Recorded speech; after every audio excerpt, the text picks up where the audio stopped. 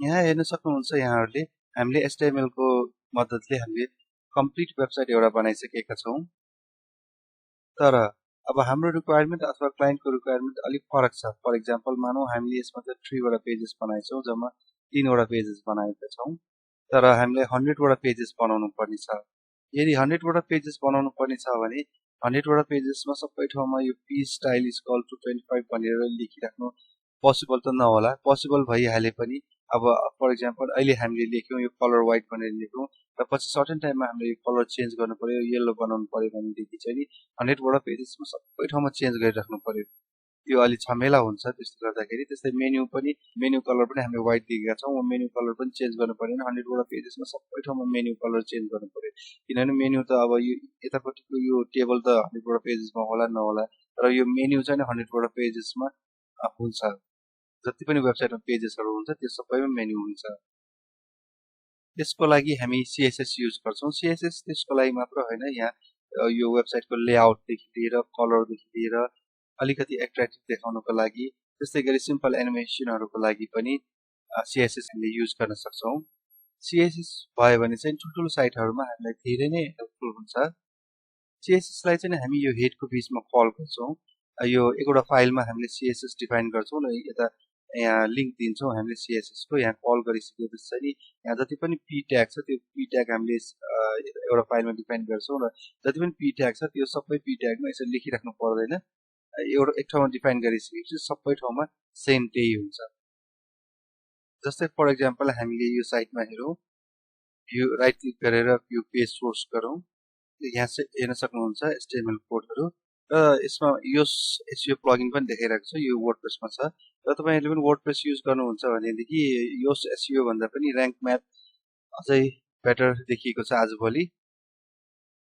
मैले चाहिँ यसमा यो नै राखिरहेको छु। यो मेरो SEO मा त्यति मैले ध्यान दिएको छैन यो साइटको लागि चाहिँ। अरु साइटहरुलाई चाहिँ म SEO मा अलिकति फोकस गर्छु, यो साइटको लागि चाहिँ मैले त्यति फोकस गरेको छैन।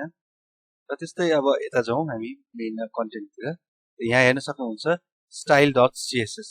यो HTML मा चाहिँ .html हुन्छ भने CSS मा .css हुन्छ। त्यसलाई क्लिक गरिहेरौँ। यहाँ यस्तो कोड हुन्छ, यहाँ हेर्न सक्नुहुन्छ HTML h1 ट्यागहरु, h1 ट्याग देखि h6 ट्याग सम्म र p ट्याग यहाँ हेर्न सक्नुहुन्छ। अघि हाम्रो प्रोजेक्टमा चाहिँ नि यहाँ डाइरेक्ट त्यसमै HTML पेजमै डिफाइन गरेका थियौं भने यसमा चाहिँ नि CSS पेजमा डिफाइन गरेर अनि त्यसपछि यतापट्टि हामीले त्यो लिंकमा तान्छौं। यतापट्टि यो CSS कोडमा त्यहाँ तान्छौं। जस्तै यता पनि तानिएको छ, यता यसरी लिंक गरेर हामी तान्छौं। यो यस्तो कोड राखेर कोड हामी यहाँ राख्छौं। र CSS कोड अब यो देखेर तर्सिनु चाहिँ पर्दैन, यो बिस्तारै युज टु हुन्छ। र यसमा हरेक पार्टको लागि कोड डिफाइन गरेको हुन्छ। जस्तै यहाँ हेडरको लागि हेर्न सक्नुहुन्छ, लोगोको लागि हेर्न सक्नुहुन्छ, त्यसपछि मेन्यु ड्रप डाउनको मेन्यु र मेन्युको ड्रप डाउनको लागि सब मेन्युको लागि सब मेन्यु भन्नाले यो हो। यसको लागि चाहिँ कोड डिफाइन गरेको छ। यसरी CSS मा वेबसाइटको हरेक पार्टको लागि यसरी कोड डिफाइन गरिएको हुन्छ। यो च्याप्टरमा हामीले CSS के हो र हामीलाई किन चाहिन्छ CSS भनेर बुझ्यौं। नेक्स्ट पार्टमा हामी अब CSS गर्न थाल्ने छौं। आई होप तपाईहरुलाई चाहिँ यो HTML कम्प्लिट आइडिया भयो होला। केही कन्फ्युजन छ भने कमेन्ट गर्न सक्नुहुन्छ। त्यस्तै गरी अब तपाईहरुले यो धेरैचोटि प्र्याक्टिस गर्नु भएको छैन भनेदेखि चाहिँ नि 2-3 चोटि प्र्याक्टिस गर्नु होला। तपाईले कोड टाइपिङ गरेर गर्नु होला।